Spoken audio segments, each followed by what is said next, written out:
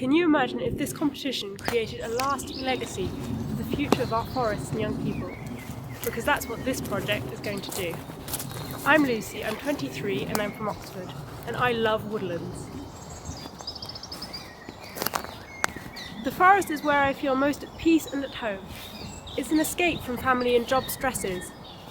Many young people feel like I do, but every day this, our home, and that of thousands of endangered species is under threat in the UK, and our country condones this. That needs to change. I need your support to run a national campaign by young people for young people to protect our now vanishingly rare ancient woodlands, which only cover 2.3% of our country today. Ancient woodlands have been around since the 1600s. As well as providing vital habitats, they also store huge amounts of carbon, which are key to our tackling of the climate crisis. But in spite of this, it is still legal to build on ancient woodlands in certain circumstances, and planning permission can be granted. This is not okay. My project is an e-petition to change the law and to protect ancient woodlands so they cannot be built on in any circumstances. It will bring together young people as woodland ambassadors in their communities and give them key campaigning skills and the chance to make their voice heard. Woodland ambassadors would be young people under 25 who represent their communities. To ensure that we get a diverse range of people, we would contact specific groups such as Muslim hikers, Queer Out Here, as well as student societies and schools. We want to get people across the country, so we would use Woodland Trust networks to get to people in different regions. So here's how it would work. All government e-petitions run for 6 months. In month 1, I would organise the filming of a 30-second video advert to recruit woodland ambassadors. I would also design and create a website to use throughout the programme. In month 2, we would put our advert out on social media and recruit our ambassadors. In month 3 to 4, we would run our training sessions for woodland ambassadors via Zoom. They would gain campaigning skills and learn more about the details of our project. We would then select a few of them to help us film the national adverts for the campaign. We would also research media leads and groups who might be able to promote the petition.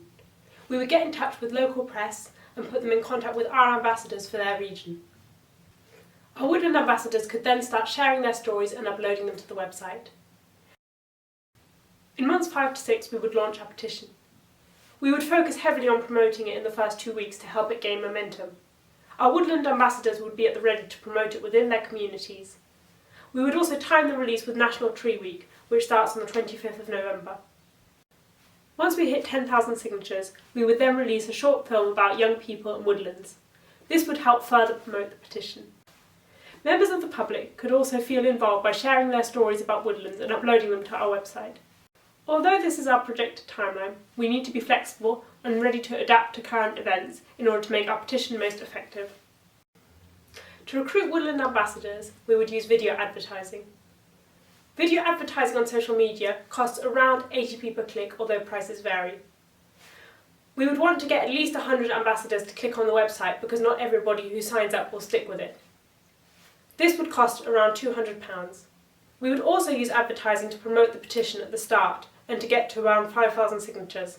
This would then allow us to contact the media and celebrities to promote our petition further. In our loudspeaker training, I met Katie, an up-and-coming videographer. Working together would allow us to use her budget to cover the costs for the videos for this campaign, and would also give her the skills and platform to break into the film industry where women are underrepresented. I have worked in outdoor education for the past 3 years, connecting people with nature. I have also campaigned, crowdfunded, and spoken out in the media about nature protection. But alone, my voice only carries so far. Governments may say that there are already sufficient protection for ancient woodlands in place, but this is simply not true. Every day, projects are going ahead that destroy our ancient forests due to loopholes in the national planning and policy framework. Young people like me have often felt silenced in the face of the climate crisis and ecocide. Campaigning can feel out of reach, but it doesn't have to be. With your help, I can become a voice for both ancient woodlands and young people across the UK, bringing together old and new, and getting diverse voices heard and represented. As has often been said, if you can't see it, then you can't be it. So it's time for the Woodland Trust to raise up young voices and normalise us being part of this conversation around woodlands, nature protection and the climate crisis. I really hope you enjoyed my pitch, and I would love to work with you. Thank you for listening.